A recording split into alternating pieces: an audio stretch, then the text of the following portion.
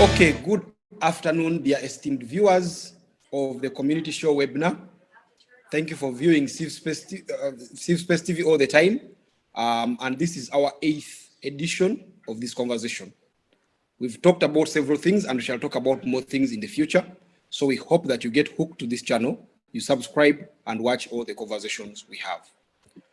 Today, ladies and gentlemen, we discuss a subject that is in the news, something that everyone almost is discussing. That is the killings, the unfortunate killings, I must add, that have been happening in the areas of Masaka. So our topic today is the development in Masaka. What do these killings mean for the ordinary citizens? I am supposed to be joined by Ikwe Benson, who is the ED of PSC Uganda, a government watchdog, who unfortunately is here to join us. We are joined by Anderson Burora, the RCC of Rubaga Division, who is here with us. And we are also joined by Asiimwe Hillary, a student at Makerere University. The fourth panelist is supposed to be Achom, a human rights activist and program manager at CIMA Africa, but she is not here with us as well. So just to know more about our panelists, I'm going to ask Asiimwe to introduce herself formally and tell us who she is. Asiimwe, over to you. Asiimwe, just a second. Asiimwe, you are inaudible. We can't seem to hear what you're saying. Asiimwe, unfortunately, we can't hear a thing you're saying. We just hear buffering in the background. Okay, first try talking without the video. Turn off the video and receive it to be any better. Okay, now try.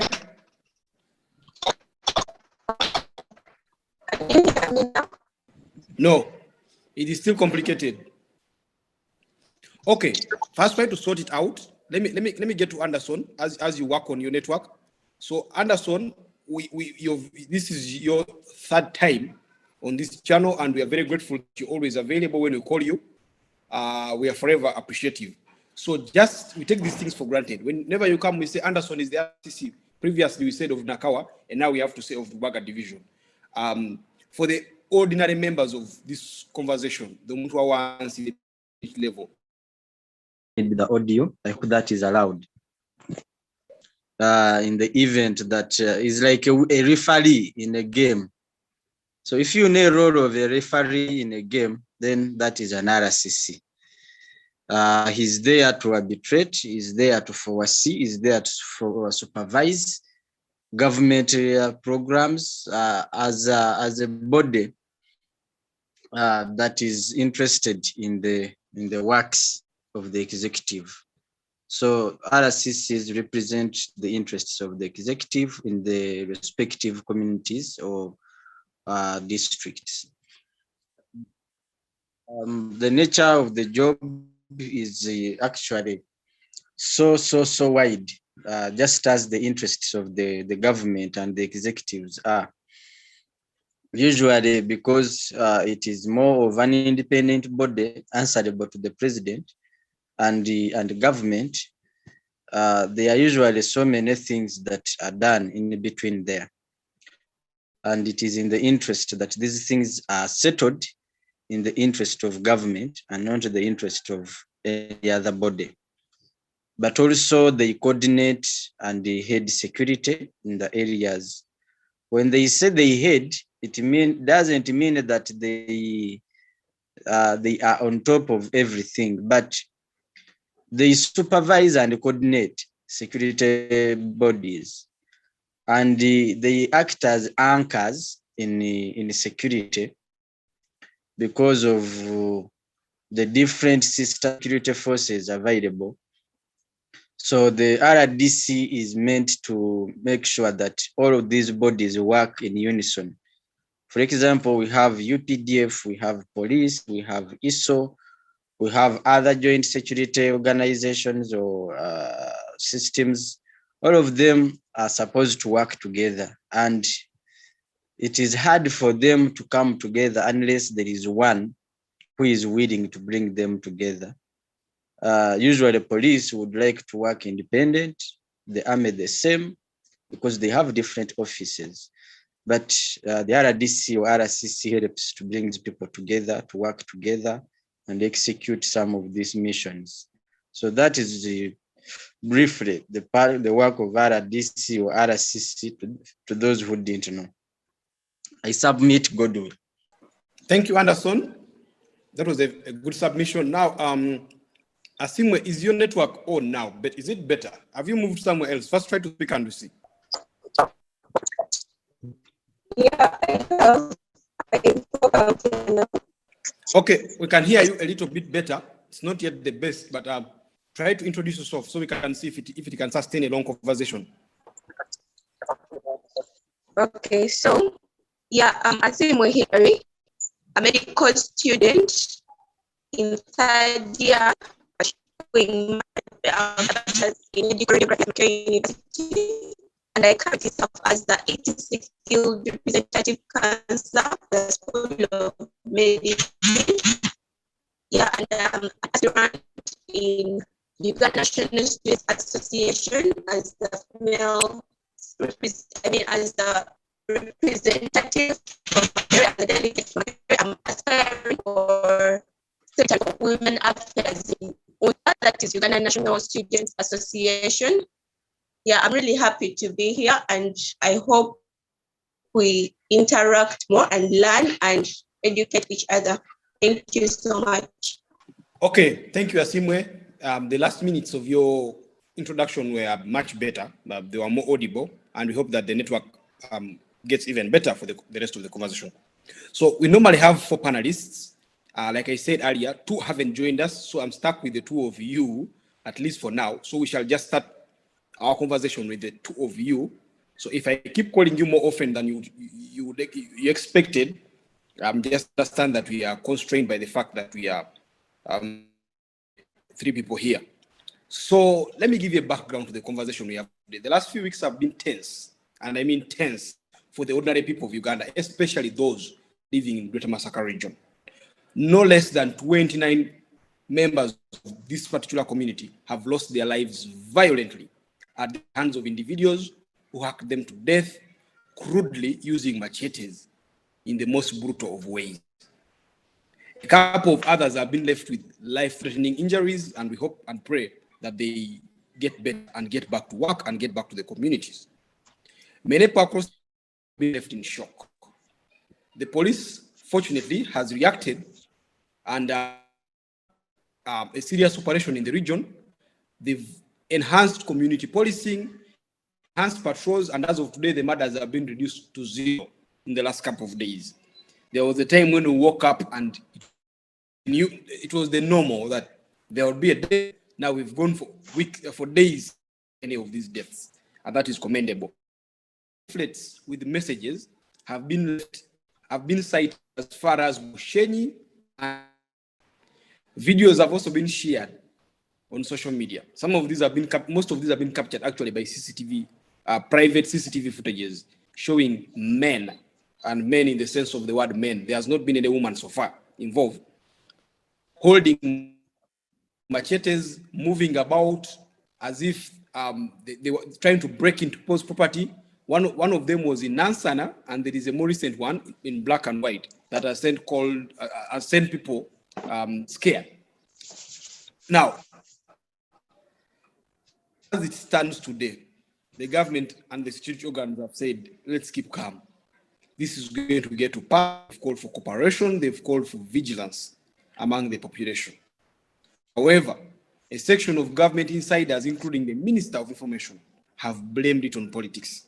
They say it's members of the opposition playing this politics. And we know for a fact that 2 leading opposition MPs, Segirinya Muhammad of Kawempe North and Alan Sewanyana, have since been charged and remanded for attempted murder and for murder in relation to the killings in Masaka. For her part, the Minister for Presidency has since said the murders are the work of dissatisfied opposition players who want to retaliate by killing people they believe did vote for them. If she is saying the truth, it would be rather interesting, because we know that Masaka is one of the districts that voted for opposition the most. From my own statistics that I have looked at, it shows that Masaka gave NUP almost 77% of the total votes cast. Now, to get a clear picture of these murders, we don't need to look at them in isolation. We need to remind ourselves that there have been similar murders in Entebbe about 3 years ago. And at that time, the Minister for Internal Affairs, the Honorable J.J. Odong, said it had to do with Illuminati. Fortunately, those murders didn't last for long. They were put to a stop. We must also remember that not long ago, a man said to be a serial killer was on rampage in the Kampala suburb of Nankolabye, where he killed a couple of women who are believed to be prostitutes or sex workers, to put it better. He has since been remanded and is in prison. So today, this distinguished panel that we have is going to help us throw a light into this. The reason we have Anderson is because he works with the government, he works with the security. He should know, or at least he knows, how these things operate, and he can give us a better picture. We also have Asiimwe already with us. Asiimwe is a student. So want to know at her level as a student, as a female, as an ordinary Ugandan without powers, how do these affect her? Hopefully we shall be joined by the other panelists along the way. And when we do, we shall also ask them to tell us their perspective to this. So I want to begin with Asiimwe. Asiimwe, when you hear reports of these murders, when you read that old people above 60 years are being killed so gruesomely, what do you think about the government that is in place? Do you feel like the government has failed the citizens, or you think it's just another of those small problems? About the killing, it's really unfortunate that it's really unfortunate that we are facing such a situation as citizens. It's overwhelming. I cannot say it's a small thing like you have mentioned, because this is really a huge thing that the government should really work on. People living under tension, people living under anxiety is quite alarming, and it is someone waking up not knowing. I mean, someone goes to bed not knowing whether they will wake up. Really, it is quite bad and quite unfortunate.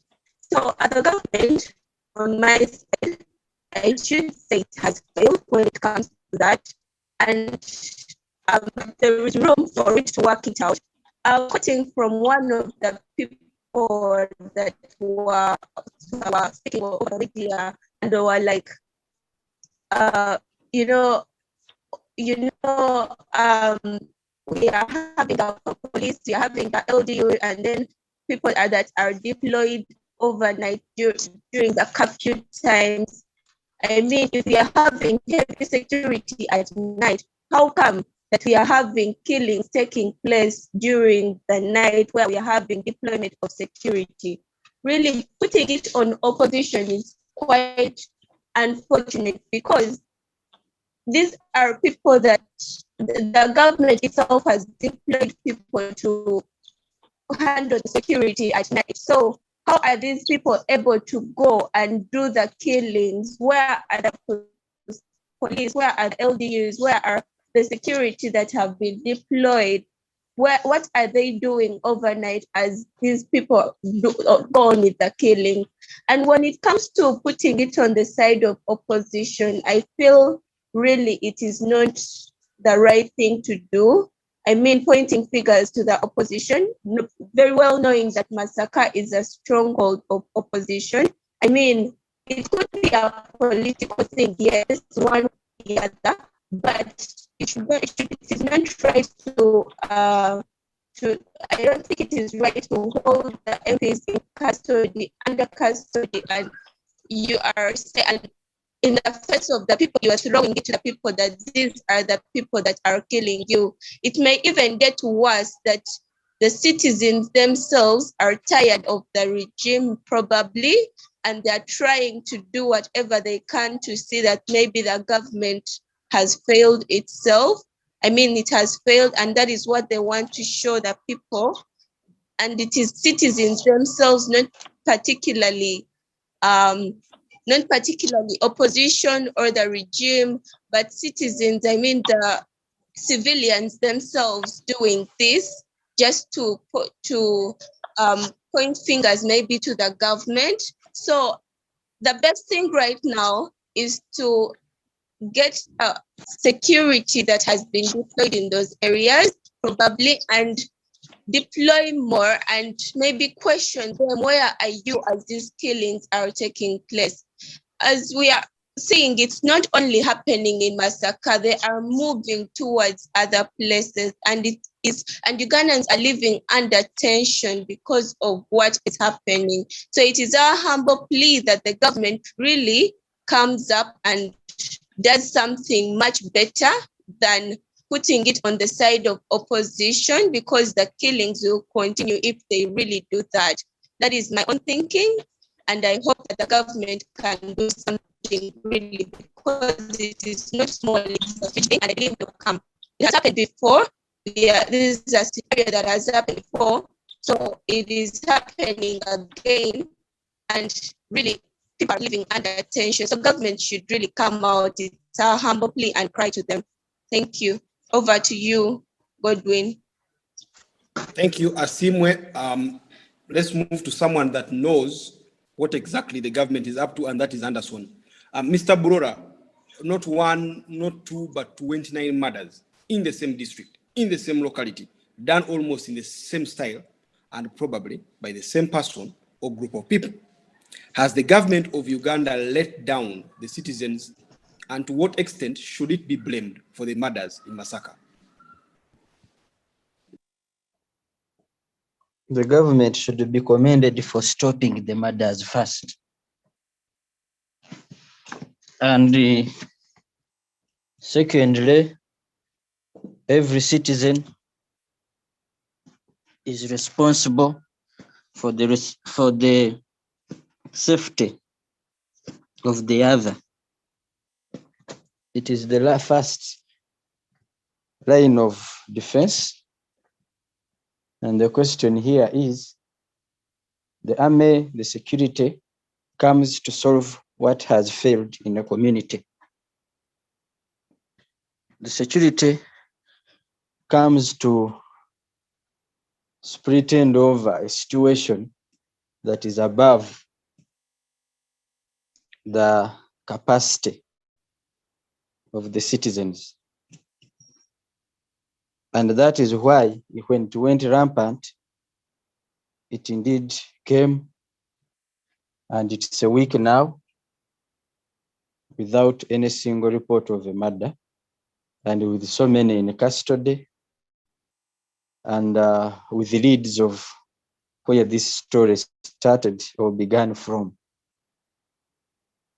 So if you are to blame, first of all, we should blame those who started what is wrong against the people, and most especially those who targeted the women and the old. Yes, things go wrong, but not every time things go wrong, we have to go on a spree of blame was asleep on job. We can only blame people when things continue to be the same, when the situation does not change. But in the event that the situation is getting to normal, it means the government is in charge of the situation and will sort it once and for all. My sister, who is already defending, we should give time to people to do their roles. Every day in communities, in families, everywhere, things go wrong. Things go wrong, and nothing ever goes right all the time. At one point, things will go wrong, and we should accept that that is the reality of life. We cannot every day, think that this government is in charge of people's hearts and minds. It is not. It is not, and I don't think it will be. If people sit and we are now all looking at why government slept on job, and none of us is concentrating on who is doing this, we miss a point. And that's why subjective discussions like that of my sister, we are paying so and so, we are doing this, we are paying security, no, security, even if you go and say ratio of security to population, it is not possible that with the 39 villages we have, with the 45 million people we have, every household will have a police guard or an army person guarding them. So subjective discussions like these are the ones that derail us and give mileage to perpetrators because we don't concentrate on them. We concentrate on faults. And I think that is a bad precedent that we are now looking at how government failed. Meanwhile, the threat is going on. How government failed. Why don't we focus on who is doing this as a population, as citizens? For how long shall we always be, I don't know how I can put it. How can we afford to be not in charge of the situation, but you want someone else to be in charge? But the bottom line in this is that government has not failed, and I don't think government can fail on this, and I don't think it will fail. It has always solved those sophisticated things. Yes, all crimes sometimes that involve murder of that nature are politically motivated. Crimes, they are crimes that are criminal in nature, like someone is killing people to rob, that is different. Those are economic crimes, that one is killing mobile money it is a syndicate of racket of robbers and what, who are specifically targeting a specific group of people for gains. But in the event where one comes to hack people and go, who even attacks those who are in possession, who are not in possession of any, they have not even riches, they are even weak in nature, they cannot defend themselves. Those are politically motivated murders. You cannot allude them to criminals, to economic crimes or economic criminals. So, and I don't think everyone should be giving an opinion now. Yes, we can have opinions, but some of the opinions are not worth it. If you don't understand the crime, please don't make statements on crime that you don't know. Don't go on speaking everywhere because you have a point. Because these things really, they happen in different patterns. So if you can't put together all of these patterns and come up with a solution, I think it is not worth it to waste time, go on talking about things we don't know. Lastly, Godwin, the murders have stopped.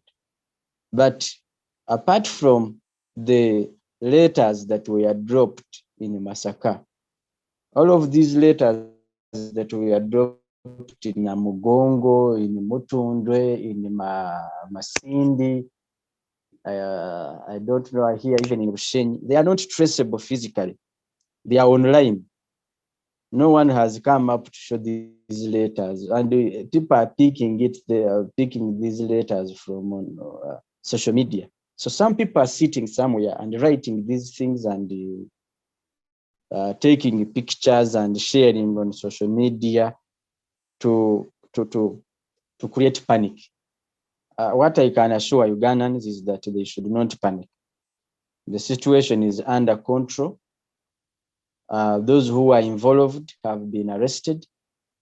Like those who were saturating them in some parts of Entebbe, they were arrested. So everywhere, whatever is happening is taking place, but security has not failed and it is not sleeping on job. Everyone, my sister there said that you are going to bed, you don't know whether you will wake up. No, go to bed, you will wake up. Maybe if you have other reasons. But also we have people who have their own challenges and problems. They have their own battles that we don't know about. And they are using this advantage now also to raise in panic. If you have a case, you have a threat, report and have it recorded. Don't wait for when you have been attacked, then you allot this to the Gambia and what. But nonetheless, everything is under control. Government is in charge.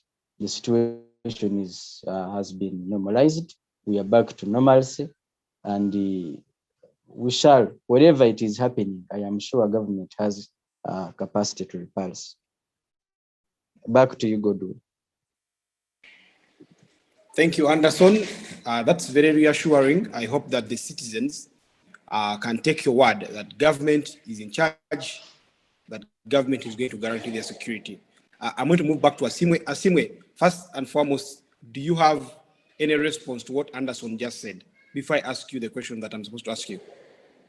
Can I get now? Yeah, we can get you now. So please respond to Anderson. If you have any response, then we can give you your question. Okay. So, like you have said, yeah, we are rest assured that government has taken its role. Yes, true. That is what it should do. Well, what I meant about the killings themselves, I mean, yes, government failed when the killings were happening, but now that it is tension and has created attention everywhere, and it is a global attention been given, because the government has got to do its role, because that is its role. And let us continue to be hopeful that the killings will stop, not only when eyes have been opened and when the attention has been given, and maybe later on, after the situation seems to have normalized and everything seems to be okay, and then we hear that killings happen again. Well, I will not do that so much, but let's see that from the government is doing it wrong. Thank you. Back to you, Godwin. Okay, thank you. Anderson, please mute. Anderson, kindly mute your microphone. Okay, so let's move back to now what should be your question. We've seen activists like Dr. Stella Nyanzi and a couple of our colleagues holding what they termed as a peaceful demonstration, calling upon the government to be proactive, to react to the killings in Masaka. They were saying the lives of those in Masaka matter. Masaka lives matter. So, Asiimwe, do you think this is the way to go? Do you think citizens should call up the government and say, hey, play your role, save the lives of our fellow citizens? Or do you have faith that the government can do that even without being pushed? Okay. Well, first of all, it's not only Masaka lives that matter. All lives matter everywhere, all around the country, all around the world. All lives matter. That is the first question. I mean, the first thing I should put across. And well, people coming out, of course, it was alarming. I mean, the very first case of reported, and you're like, the very first case that was reported about the killings was meant to, the government was meant to come out with a lot of energy, with a lot of zeal to find out why did this killing happen. Okay, Anderson mentioned that, you know, you cannot protect every household. You cannot put a security personnel at every household, at every door. Yes, you're very right about that. However, from the first reporting that someone was killed, and this being a scenario that had happened some time back, I think the government should have come out and immediately sorted become vigilant like the way it is right now, was killed before 20 others were killed. I think the activists coming out to say that Masaka lives matter, they are doing the peaceful demonstrations, and that is when we are seeing the police also coming in to, because these people have come out and they are they are demonstrating what they are calling the peaceful demonstration. And now we are seeing people come, the parties involved in handling these issues come out to handle issues appropriately. So the demonstrations, to my side, they are okay. Yeah, they are really okay, because it shows that people are actually, our leaders, our activists are watching, and that is anyway the role of an activist. You see a problem, you come out, speak against it.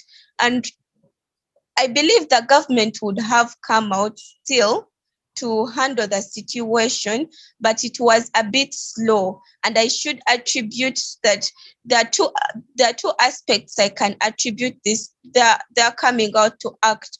One is in regard with the activism, and two is in regard with that very many killings that happened. But I still say they should have come out earlier, even before before these activists came out to demonstrate. So back to your question, yeah, the demonstrations are really good. The peaceful demonstrations are good in opening up people's minds. If you are everywhere and you're seeing that Masaka lives matter, citizens will look out for themselves. People will look out for each other, and just attributing it to the activism, yes. And the government also gets, they would not want the opposition to, because you realize that the activists are coming from the opposition side, yes. So of course they would also wouldn't want to lose the show. It's politics. So they wouldn't want to lose the show. So they will come out and they'll act accordingly and do the appropriate thing. Yeah, thank you. Back to you, Godwin. Okay, thank you very much, Asiimwe Hillary. Now, let's turn to Anderson. Anderson, you had the security apparatus now in Rubaga, and you did that in Akawa, where you left a commendable record, I must say. You did really well. So I want to understand, there are claims that these murders, this insecurity we see in some country, could be linked to socio-economic factors, the unemployment, the exclusion, some people feeling excluded, and things of that kind. Does that make sense to you? Do you feel like if the government worked and ensured that more people were employed, earning well and all that, and there was a bit of equality in society, it would be a quicker and faster way to deal with these matters? Godwin, I don't think that makes sense. Because if these murders were happening and people are targeting material, that would mean that maybe it is unemployment or search for wealth. But in the event that if one is unemployed and is killing for no reason, then that one is a mad person. Is a person who doesn't know what he or she is doing. These are politically motivated criminals or crimes, and I'm pretty sure they are not connected to the issue of unemployment. However, there are other crimes that have been taking place that are in regard to unemployment. Crimes such as break-ins, burglary, cyber fraud, so many things that are happening. But also, it is not true that whoever is doing that is unemployed. I think sometimes we use unemployment as a scapegoat, but it is not true that everyone who is unemployed is the one who is doing these things. Unemployment itself has challenges that can be repulsive economically and socially. But the event of Bijambia and the likes They are not totally connected to unemployment. And I think that narrative is wrong. Okay, this is a wrong narrative. The crimes are not connected to unemployment and other socioeconomic factors. Okay, now that you say that, I want to bring you back to what had been said earlier by Hillary, where she said the activists are doing something good. The activists like Stella Nyanzi, calling upon the government to act is part of the reasons the government has possibly acted. Do you believe this is the same case? Have we reached a point where government sleeps on its duty to the point that citizens have to first call it out and say, hey, come and do your work, and then they do it? Do you believe that is the case, Anderson? When did Nyanzi come out and when did this stop? I think some people are looking for camera and what? I am an activist myself, and sometimes I protest against certain things. But activism is not a full-time job. Activism is a reservoir of certain things that are beyond control. Masaka is not an exception. Even other areas in this country have equal challenges. But you don't take advantage of what is trending. Activism is not an act of trending or participating for show, like Nyanzi is trying to portray. When this started, it piqued their attention, as always it has had. The gaps were bridged. The act has stopped. We have returned to normalcy. So what is the activism for? And what is Nyanzi trying to say? That she achieved what? What is she trying to achieve? If what she's trying to say has already been achieved, I don't think Nyanzi is making herself a service. I think she's just trying to pick on the ongoing situation to show maybe she's concerned. Yet everyone is concerned. All of us are concerned. No one can go to bed and sleep when people are being killed and hacked. No one can go to bed safely and say, now for those, we shall see when it comes to us. Security sometimes does its work in silence. It does not work in the public or in the open. It solves its matters silently because it is dealing with people whose motives are also silent, and it requires specific gaps of equal measures to meet and solve a problem. So I am not really concerned, even think that Nyanzi's protest or coming up to show we are all concerned. Certain matters are matters of national importance. They are even beyond political interests. They are even beyond tribal and culture.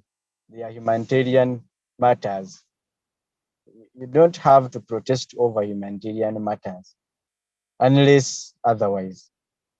Doing so, one would be maybe promoting a genocide, that people are being hacked in Masaka and no one is concerned. And we know a genocide is something not acceptable in Uganda, and I don't think it is one of those that can come and succeed. So Nyanzi's actions really are personal. I don't think they are in terms with what is happening. Back to you, Godwin. Okay, thank you, Anderson. Fortunately, we've been joined by the third panelist, and that is Rebecca Achom Adille. Rebecca, thank you for joining. May you just say hi so we can see your microphone and the video if they're working fine. Thank you very much. I'm so sorry. I'm in late. It's been quite a day. We know what is happening in the country. And my name is Achom Rebecca Adille. Thank you for all being on this panel. I'm a human rights activist. I am a feminist.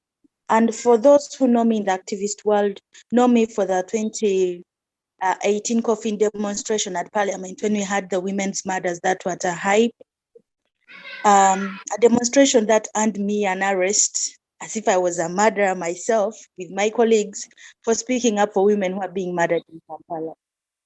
I'm definitely Okay. glad to be here with you all, and I hope I'm able to share my insights and thoughts around this all. Thank you.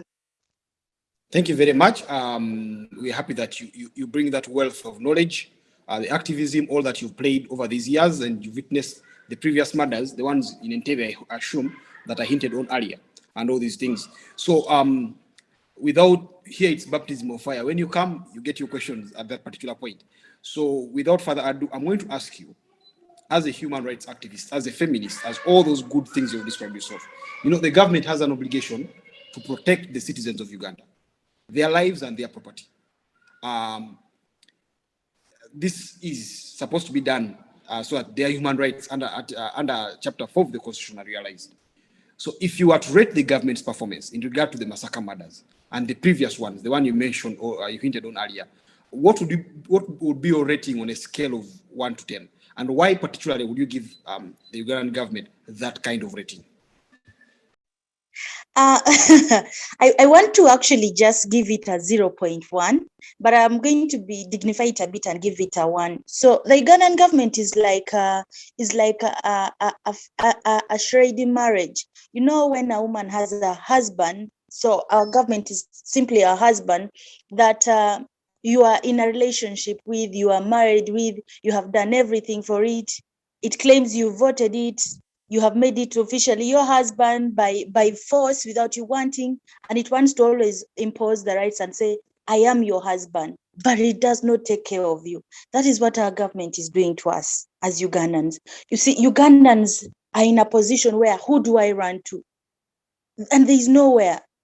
This is the person that is ruling our country. These are the people who are in power. You can just see that, I want to just say that the murders that are happening in Kampala keep actually all over Uganda, keep on bringing in question is, does our government really matter about us? Do they even care? They are so quick to get the family of the deceased to take them to state the president. They are so quick to have this whole press briefings, but when it comes to being on ground, it had to take 25 people to get a few of those people on ground. Now, if this was an activist activity, let's just say today someone woke up and say, oh, I'm going to CPS and I'm going to demonstrate over the murders. In less than 30 seconds, you'll have had a whole battalion of police on you. So the question remains, does our government really care about us? Or they're about covering our linen and just making it look like we're okay, but when we know we are not okay? So definitely no, this government does not care.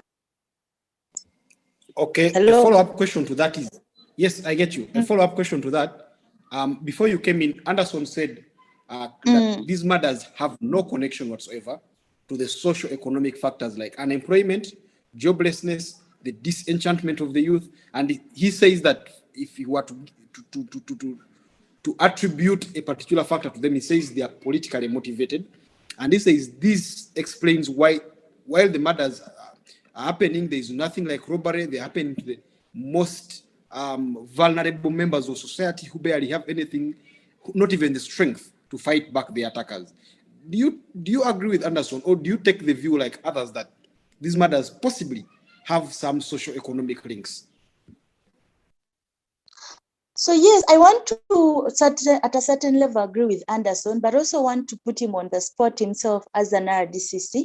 So I come from Nakawa myself, and we've known that in the span of the last 1 year, we've had already politically centered murders and kidnaps. And so we want to question, is it an opposition thing or is it a government thing?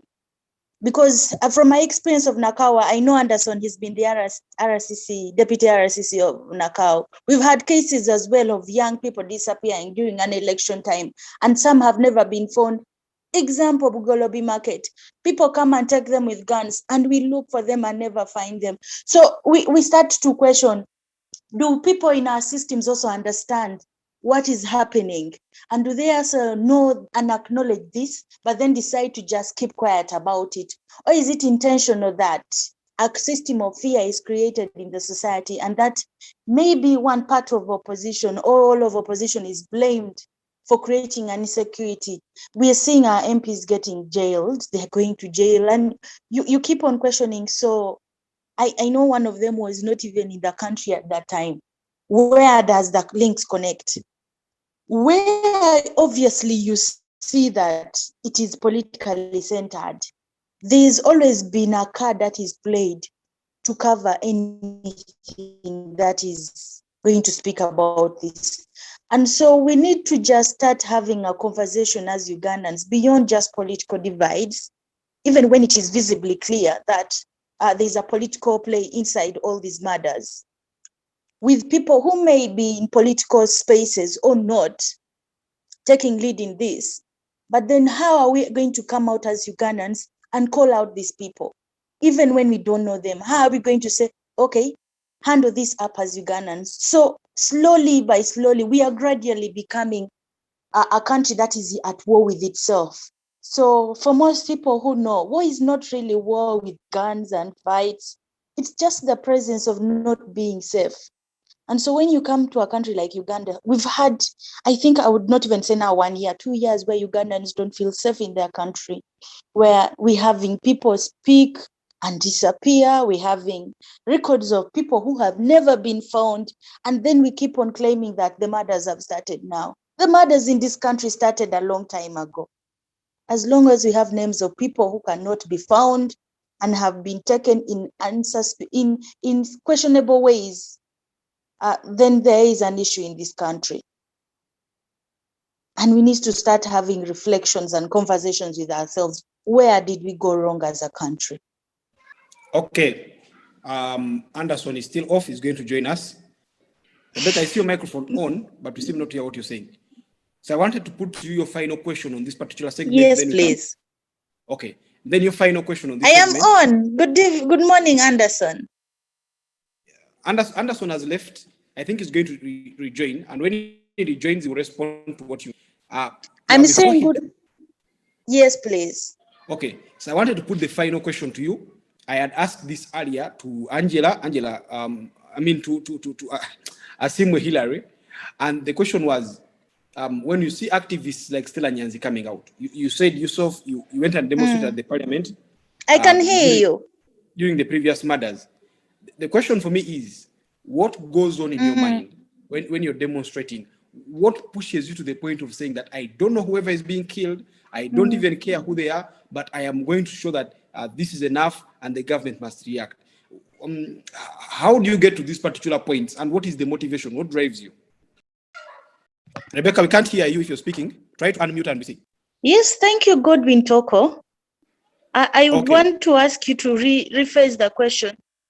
Yes. So I was saying... so I want to ask you to rephrase the question. It seems we're having a very bad network as well. Somewhere in between there, I stopped hearing you. Okay. So the question was, in relation to Dr. Stella Nyanzi and the demonstration she organized for the Masaka matter, saying Masaka lives matter, and the previous demonstration that you say you led with a group of activists at the floor of parliament, I want to just understand what goes on in your mind, what pushes you to the point of saying, I don't know whoever is being killed, I don't even care who they are, but hell no, I am going to parliament, I need to make my voice clear, these killings should stop. What goes into your mind to drive you to that particular point of the demonstration? Thank you so much, Toko. So activism is passion. It's about speaking for the voiceless. It's about food. Do not expect that when you don't have food, you will have food. And so activists speak on an issue that we find we are passionate about. So activism revolves around solving and finding solutions to an issue. So like for us, when we were arrested for the murders, the murdering of women had become frequent. As a woman with sisters, as a woman with brothers, as a woman with children who I will have daughters, sister, what if this happens to my friend? And for anyone who lives with humanity, oh, this can't happen. Now, activism is at different levels. You may have community activists who will want to just be sure I speak around this issue, and you stand and speak against it and say, I'm not going to do. Now, me, I am for women's rights. Now, when women were being murdered, there's no way you can tell me to be silent. it's disrespectful to womanhood. It's disrespectful to humanity. And so activism calls us out to stand in the gap and to stand there and speak for those who cannot speak. By raising voices, we are calling other people to action. And if you were to move through Stella Nyanzi's activism, you'll understand that the issues she speaks about calls out people. That you'll find that someone who may not be able to go to the street, but can write a good report and research on something, comes out and does their activism through that and gives out opinion that has information around. You'll find out that a young student at university who has been hearing this but has no way of speaking is going to get his placard and stand at the university gate and say, no, I do not want women to be murdered. I do not want this to happen. Us as humans to speak. It teaches us to speak on issues that people, if we hadn't spoken about, would have just gone silent about. And so I am inspired by her work. I'm inspired by the works of many activists. But you find that the way they speak for their issues gives you passion to say, yes, we're doing the right things, the most dignified things as humans. Yes. Yes, Rebecca, thank you very much. Yes, we listened to your submission. Yes, I had. Yes, Rebecca, thank you. So let's move to Hillary. Hillary, are you still here with us? Yeah, I am. Okay. Since you're here with us, I want to ask you this question. We know that the police of Uganda is constrained. We know that they have a very limited resource envelope. We know that they are limited in terms of manpower. We know that the president has even said some time back that there is Kawukumi in the police that he was supposed to weed out, and we're not sure if he did weed it all out. I want to understand, in your own view as an ordinary Ugandan, and this is your right, do you feel like the security forces, the police in particular, of Uganda is able to protect you and protect the citizens of Uganda safely, their lives and their property?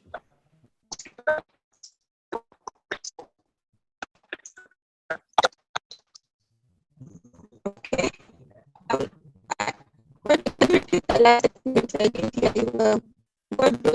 Yes, please. Did you ask something? I'm going to repeat the question if that's what you're asking for, but I'm afraid you're inaudible. We can't seem to hear you clearly. So I hope you'll hear the question and your network will be better as you respond. So the question is, in its current state, with the constrained resources, limited manpower, and the president saying that they possibly have Kawukumi in there, do you feel like, as an ordinary student, as an ordinary citizen of Uganda, the police of Uganda is equipped enough, is in position to protect you and to protect other citizens, their lives and property? Have you heard that? Yes, we can hear, but it's not very clear.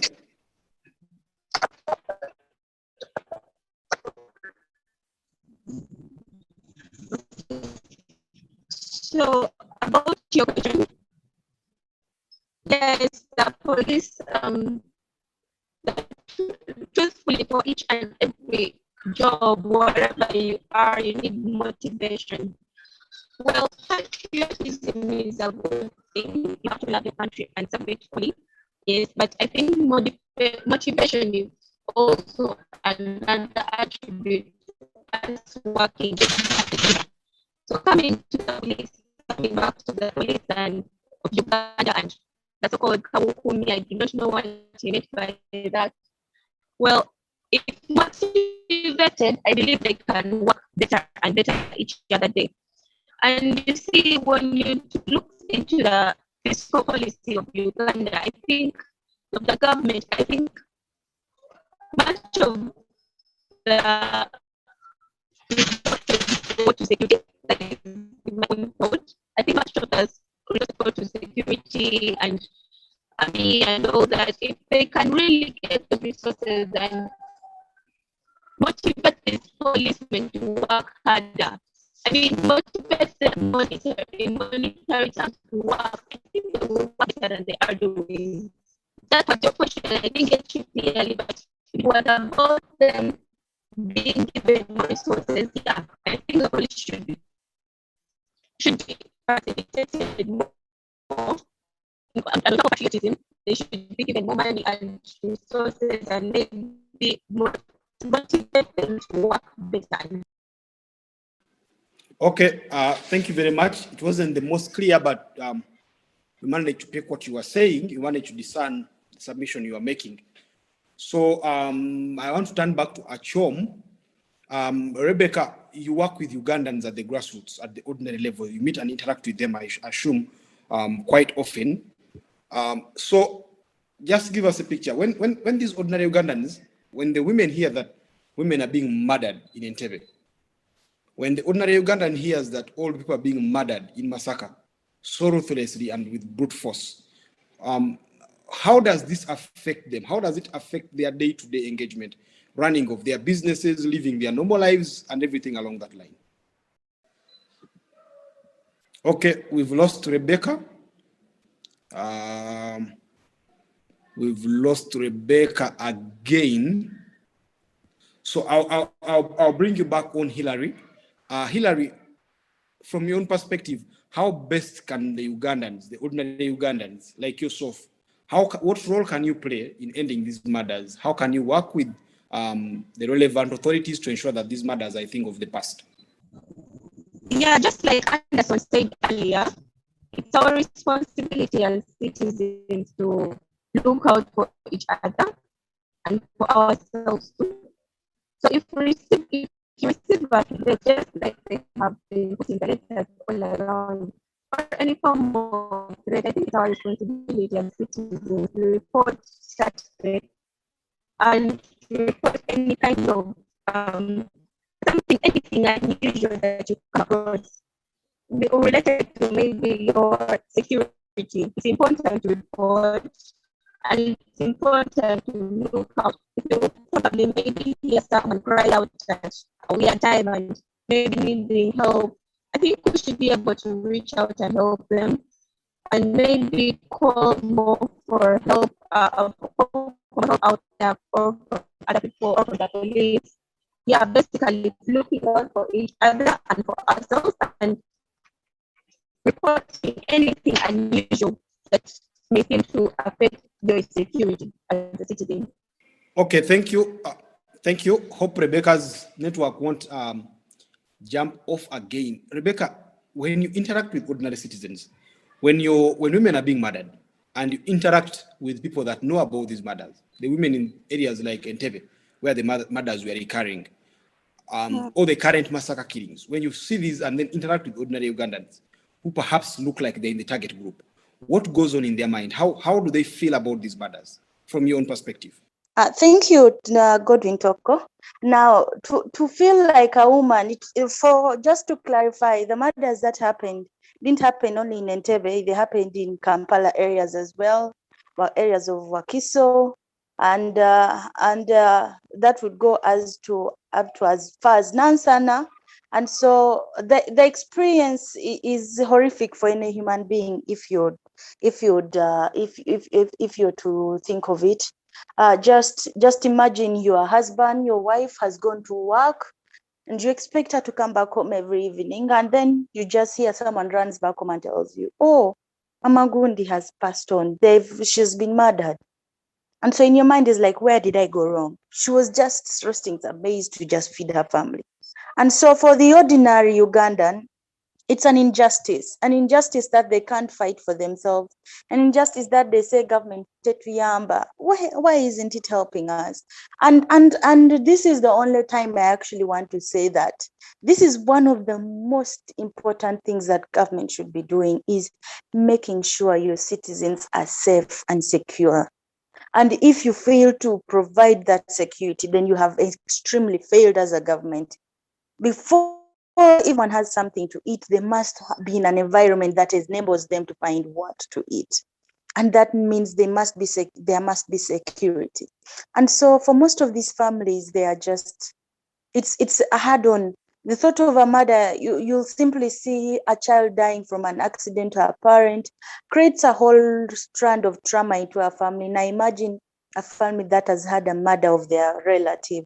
In this case of Masaka, we want to just say that how do you think they are feeling now? They're traumatized. Just seeing your person lying in a pool of blood. Even for activists or community mobilizers who have seen this, they must be already experiencing some form of trauma. And these are all things our country does not look at, does not think of, does not see how to support, because as we see at currently in the situation, it's all about protecting our curfew. It's all about just being in the right space, being home, and no one, if someone is going to question where were you at this time. But people are trying to leave. People are trying. For the ordinary Uganda, the situation already is hard on them. They've been hit by 2 lockdowns. They don't know where to start from. Someone is starting to survive because most of these murders are happening at night. People are walking long distances from towns where they're staying to just go back home because they can't get orders. And then this happens to them. So the question goes back to our government. Do they really care that much? And so we need to start just having, psychosocial support for these families. We also need to provide financial support and something called rapid responses in cases where we hear these people are in an area. Now we've already had alerts in Kampala areas. And so we need to start having alerts and consciousness being set into the minds of our people at grassroots level. Because one of the things that happens is we are consciously unconscious that at this point, government is not going to help us. You only become conscious when it has happened to you and you know government is nowhere to help you. And so we need to start seeing how to just help all this, yeah. But above all, murder is not a nice thing, especially murder by, I wouldn't want to say what, by hacking. It's undignifying, it's stressful, it's horrific, and the people behind this should also be questioned. Are they in the right senses? What inspires such a person to be inhuman to this extent? And so for anyone at grassroots, it's a creepy situation for us all. It's really scary. Other than that, the fear is on. Even your own shadow scares you at this point in many parts of this country. And we want to pray that this stops soonest so that we're able to live happy lives again. Because we've known now as a country that it seems to become seasonal, that there's a time in this country where the murders just start to happen. And you're like, what is going on? So we need to just start being very cautious at all times. And it's not just the grassroots people, it's even us in our cars. It's even us walking on borders. It's in Kampala already. So let's just be cautious. Okay. Hello. Thank you very much. We definitely have to be cautious as we continue going about our lives. I now want to turn to our concluding remarks, and I'll put it this way. Yes, please. Let's finish with you first, Rebecca.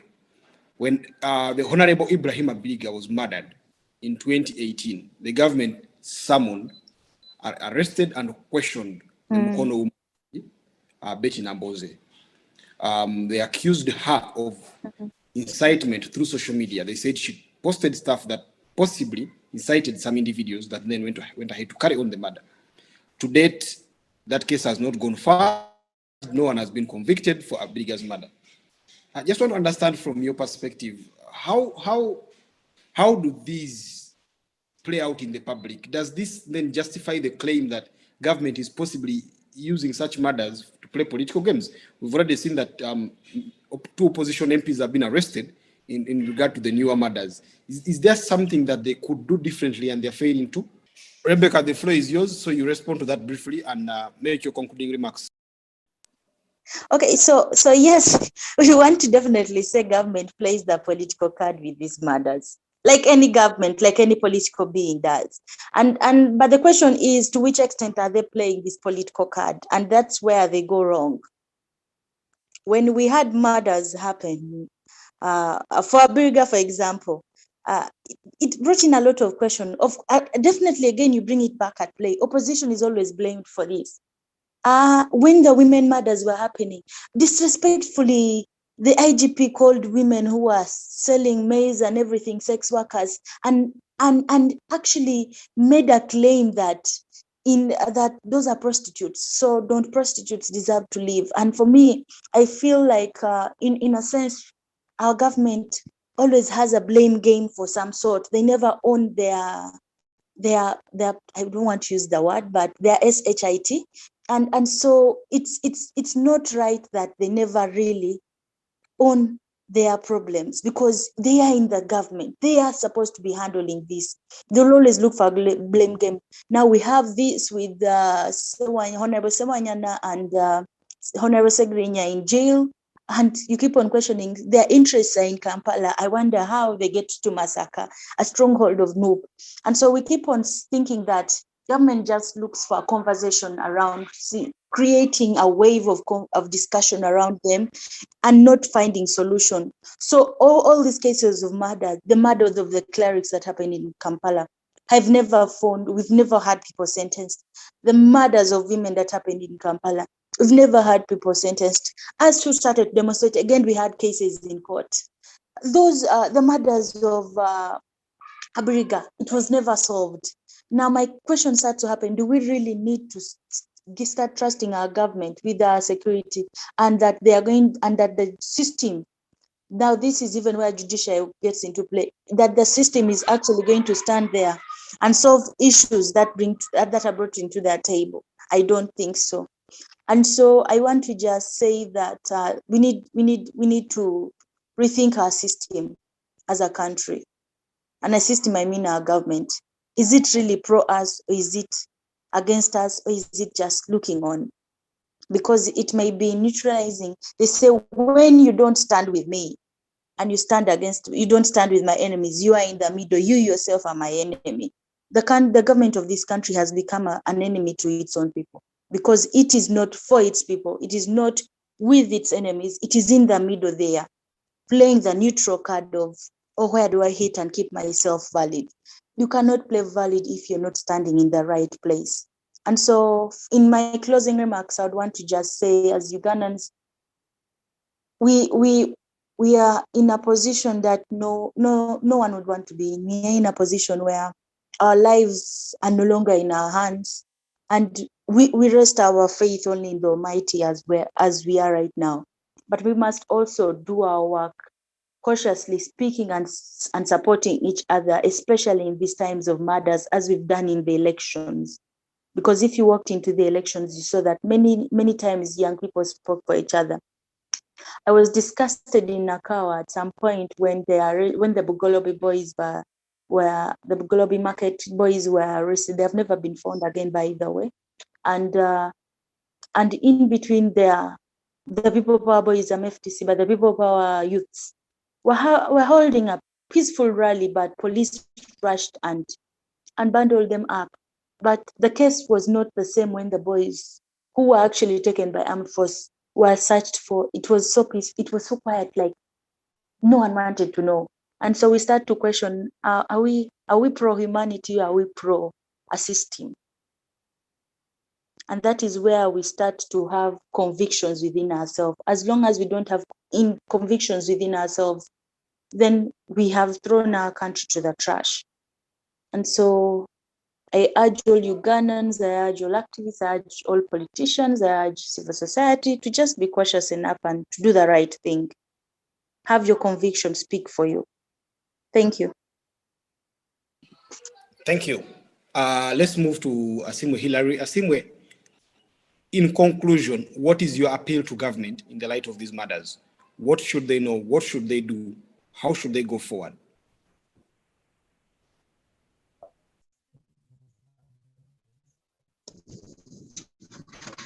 Well, first of all, I still want to say that the government, well, it is never going to be okay. It can be, but at the moment they really don't care about people's lives for sure. In the face, you may think they do, but they do not care about people's lives. We are seeing the army itself, the security personnel themselves killing people in cold blood. I mean, you shoot at a civilian and they're dying. and you really say that the government cares about its citizens. But anyway, my appeal to the government is to put forward people's lives and put aside the political differences first.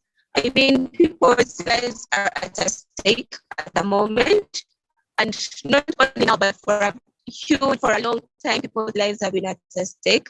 We are seeing people killed in different ways, people disappearing in unknown ways, and you do not know what is happening. So my appeal to the government is to put the lives of its people at the front line, to care for its people more, to deploy more security in areas that are disadvantaged to, and like, for example, like they are doing right now. Yes, the killings are reducing because they have come out.